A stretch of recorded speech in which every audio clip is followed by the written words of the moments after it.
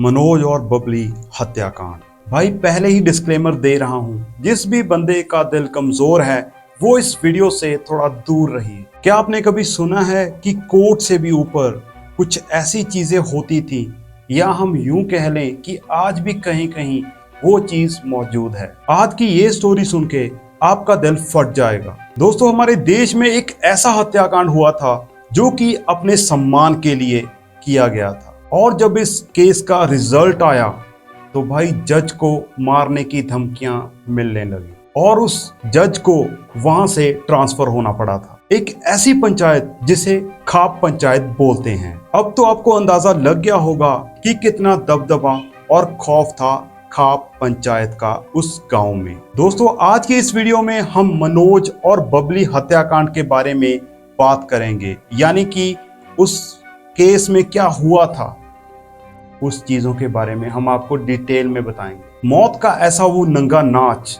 जो बंदे की आत्मा को अंदर से झंझोड़ कर रख दे। तो इससे पहले मैं आपको बता दूं कि खाप पंचायत होता क्या है। बात करें अगर नॉर्थ इंडिया यानी कि उत्तर प्रदेश, पंजाब, हरियाणा, इनमें गांव देहात जो होते हैं वहीं पर होती है ये खाप पंचायत। इस पंचायत में कोई भी चुनाव नहीं होता। ये सिर्फ एक जाति, बिरादरी या फिर एक गोत्र के ऊपर बनाई जाती है। इसमें एक सीधा सा एक ऐसा कानून है जिसमें कि अगर एक ही गोत्र के दो लड़का लड़की एक दूसरे से प्यार करने लग जाएं और वो परिवार और पंचायत के खिलाफ हो, तो ये खाप पंचायत का कानून उन्हें समाज से बहिष्कार कर देगा, या तो फिर परिवार की मर्जी के साथ वो उनको मौत के घाट उतार देंगे। दोस्तों, बहुत सारी जगह पर अगर लड़का लड़की का सेम गोत्र हो तो वहां पर शादी नहीं करते, तो यहाँ पर भी वही कानून इनका लागू होता था कि जो लड़का लड़की का गोत्र मैच करता है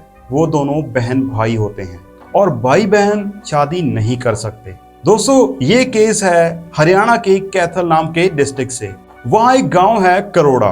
करोड़ा गांव में एक मनोज नाम का लड़का रहता था और मनोज के पिता की बहुत टाइम पहले डेथ हो चुकी थी। घर का सबसे बड़ा बेटा होने के कारण घर की सारी जिम्मेदारी मनोज पर ही आनी थी। मनोज की एक मैकेनिक की शॉप भी थी और मनोज उस वक्त 10वीं में पढ़ता था। अपनी पढ़ाई को समय देते देते ये दुकान को भी संभाल रहा था। भाई, इस बंदे का किसी से कोई झगड़ा नहीं, ना ही कोई दुश्मनी। मनोज सिर्फ अपने परिवार को पालना और अपनी बहनों को पढ़ाना लिखाना चाहता था। मनोज के गाँव में ही बबली नाम की एक लड़की रहती थी। दोस्तों, मनोज और बबली खेलते कूदते, पढ़ाई लिखाई ये सब करते हुए बड़े हुए थे। दोस्तों, जब छोटी उम्र से ही एक लड़का और लड़की साथ में होते हैं तो भाई ऑब्वियस सी बात है कि दोनों में अट्रैक्शन हो जाता है। जैसे जैसे समय बीतता गया उन दोनों को एक दूसरे से प्यार हो गया और 2005 में इन दोनों ने एक दूसरे को प्यार का इजहार भी कर दिया। बस फिर क्या था, वही आस्की वाला भूत सवार, मैं तेरे लिए ये कर दूंगा, कसमें वादे, सब कुछ बातें लंबी लंबी फोन पर होने लगी। दोस्तों, मनोज की माँ जिस घर से आई थी वहां पर बबली के मामा का भी घर था, जो कि दोस्तों उनका एक ही गांव और एक ही गोत्र था। कुछ ही महीने बीते और मनोज की माँ को उन दोनों के प्यार के बारे में पता चल गया। मनोज के माँ बाप ने उसे बहुत समझाया कि ऐसा मत करो, ऐसा गलत है, बेटा उस लड़की से दूर रहो, हमारा गोत्र समान है, बेटा हमारे रिश्तेदार, समाज और ये बिरादरी इस विवाह को एक्सेप्ट नहीं करेंगे और बबली के लोग तुझे मार देंगे। लेकिन मनोज के ऊपर तो प्यार का भूत सवार था। उसने अपनी माँ की एक बात नहीं सुनी। फिर क्या था दोस्तों, मनोज की माँ अपने घर से सीधा बबली के घर पर गई और बबली की माँ को सारी वार्तालाप बता दी। और मनोज की माँ ने कहा कि अगर आपको अपनी बेटी की जान प्यारी है तो इसे संभाल के रखो, वरना बबली के साथ साथ मेरे बेटे मनोज की भी हत्या हो जाएगी। जब बबली की माँ ने ये बात सुनी तो वो भी बड़ी टेंशन में आ गई और उसने बबली को बहुत समझाया, लेकिन बबली ने भी अपनी माँ की एक बात तक नहीं सुनी।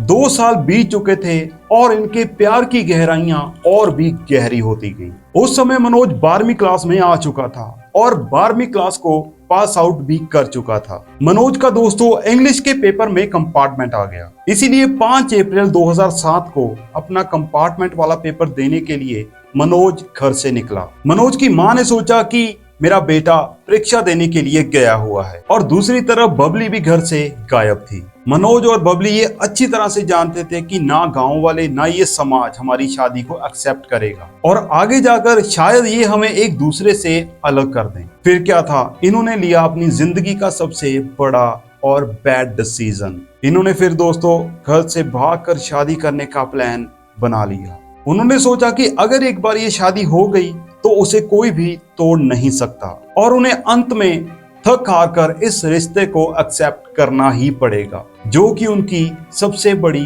भूल थी।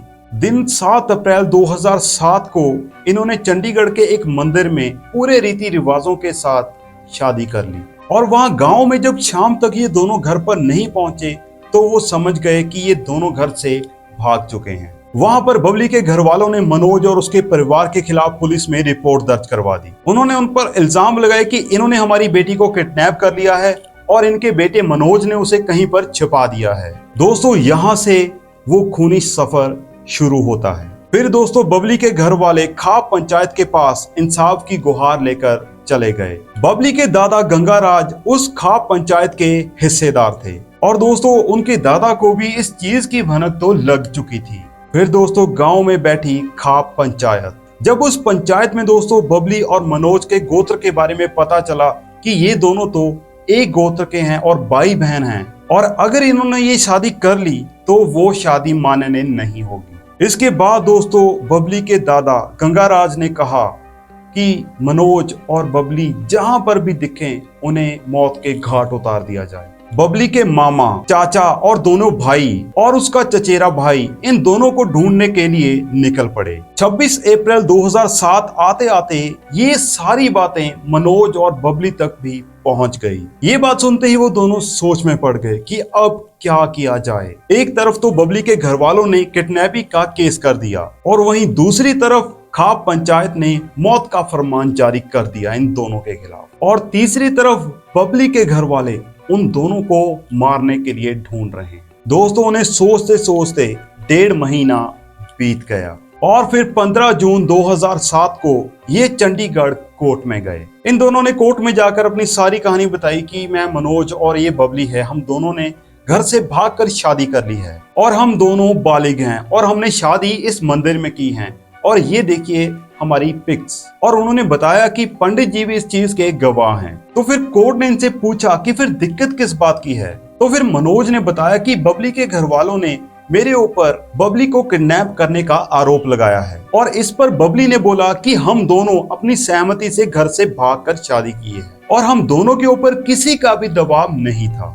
हम बस एक दूसरे से प्यार करते हैं और एक दूसरे के साथ सिर्फ रहना चाहते हैं। फिर बबली ने आगे बताया कि मेरे घर वाले मुझे और मनोज को मार डालने के लिए ढूंढ रहे हैं। जज ने दोस्तों बात की गंभीरता को समझा और इनकी शादी को एक्सेप्टेबल बना दिया। फिर इन दोनों की रक्षा के लिए पुलिस प्रशासन को आदेश दिया गया और 5 पुलिस वालों को हथियार के साथ इन दोनों की रक्षा करने के ऑर्डर दिए। दोस्तों कोर्ट के इस फैसले से बबली और मनोज बहुत खुश हो गए। उस वक्त उन्हें लगा कि कोर्ट और पुलिस उसके साथ है, तब उनको किस चीज का डर है। उसके बाद उन्होंने सोचा कि अब हमें अपने घर पे जाकर हमारे माँ बाप का आशीर्वाद लेना चाहिए और यही थी दोस्तों इनकी सबसे बड़ी भूल, क्योंकि खाप पंचायत के सामने दोस्तों पुलिस वालों की भी नहीं चलती थी। अब ये दोनों बेफिक्र होकर कैथल जाने वाली बस पर बैठ गए। उस बस में दोस्तों कोर्ट के ऑर्डर के अनुसार 5 पुलिस वाले भी उनके साथ थे। जैसे ही बस आगे बढ़ी एक एक करके पुलिस वाले उस बस से उतरने लगे। कुरुक्षेत्र आते आते सारे पुलिस वाले बस से उतर चुके थे।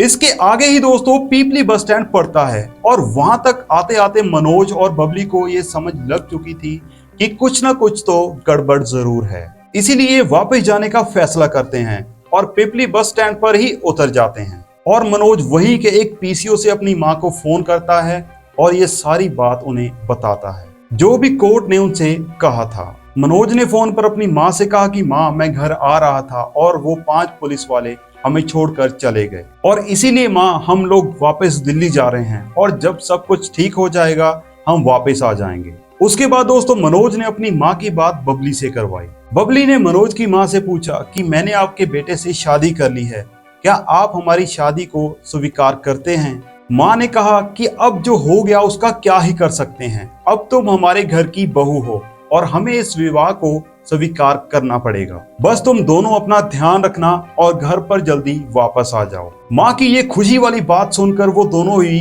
बहुत खुश हो गए और पीपली से दिल्ली जाने वाली बस पर बैठ गए। वहां पर दोस्तों किसी खबरी ने बबली के घर वालों को ये फोन कर बता दिया कि वो पीपली से दिल्ली जाने वाली बस पर बैठे हैं। फिर क्या था दोस्तों, बबली के घर वालों ने अपनी गाड़ी उठाई और उनका पीछा करने लगे। पीपली से दोस्तों 20 किलोमीटर दूर रायपुर नाम की एक जगह है।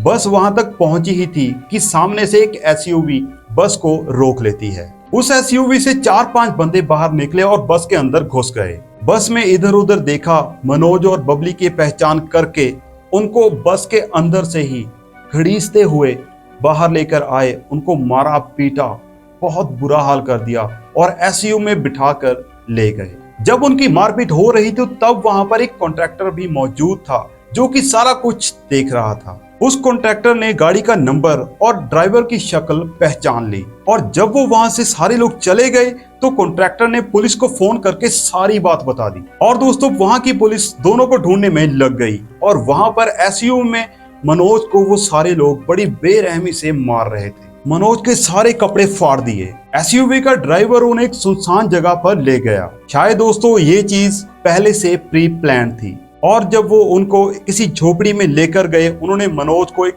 कुर्सी पे रस्सी से बांधकर बैठा दिया। फिर दोस्तों ये 4-5 लोग बबली को बड़ी बेरहमी से मारने लगे। वो लोग बबली को जहर पिलाने की कोशिश करने लगे। जब बबली ने वो जहर पीने से मना कर दिया तब दोस्तों उसे और पीटा गया और जबरदस्ती जहर पिलाकर उसका गला घोटकर उसकी हत्या कर दी। दोस्तों ये सारा कुछ मनोज की आंखों के सामने हो रहा था और दोस्तों आप और हम अंदाजा भी नहीं लगा सकते कि मनोज के दिल पर और उसके ऊपर क्या बीत रही होगी। उसके बाद दोस्तों बारी आई मनोज की। उसे भी दोस्तों बड़ी बेरहमी से पीटा गया। जब मार कुटाई करके उनका मन भर गया तब उन्होंने मनोज को एसयूवी के पीछे बांधकर घंटों तक तेज रफ्तार गाड़ी से उसे बड़ी बेरहमी से घड़ीसते हुए लेके गए।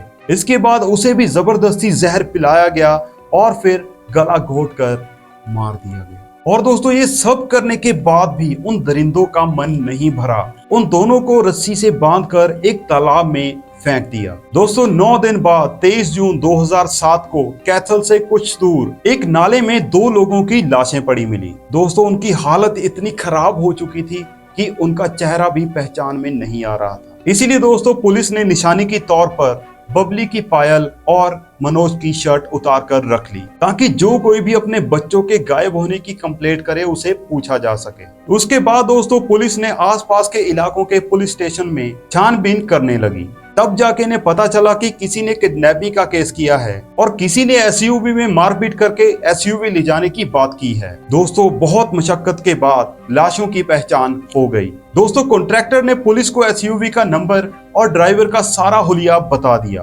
बाद में जाकर ड्राइवर को पुलिस ने पकड़ लिया। अब हुई दोस्तों इन्वेस्टिगेशन शुरू। जब उससे पूछताछ की गई तो दोस्तों पता चला कि बबली और मनोज का कत्ल करने वाले उसके चाचा, मामा, दोनों भाई और चचेरा भाई शामिल थे। दोस्तों इस कत्ल का ऑर्डर खाप पंचायत से आया था जिसमें बबली के दादा गंगाराज ने सीधा उन्हें मारने को कहा था क्योंकि उनके घर की लड़की भागी थी और इज्जत का सवाल था। दोस्तों 7 लोग गिरफ्तार हुए और जिसमें ड्राइवर भी शामिल था। गांव में इस चीज का बहुत विरोध हुआ। मनोज के परिवार पर केस वापस लेने का दबाव पड़ने लगा, उन्हें धमकियां आने लगी। पर अब जिस बात का डर था और वो हो गया तो अब किस बात का डर। करनाल कोर्ट में ये मुकदमा शुरू हो गया। 33 महीने बीत गए, 55 सुनवाइयां हुई, 40 से लेकर 45 गवाहों की गवाहियां रिकॉर्ड की गईं, जिसमें कि वो कॉन्ट्रैक्टर सबसे आगे थे जिन्होंने की वो एसयूवी और वो सारा कांड होते हुए देखा था। एसयूवी के अंदर दोस्तों मनोज के टूटे हुए शर्ट के बटन मिले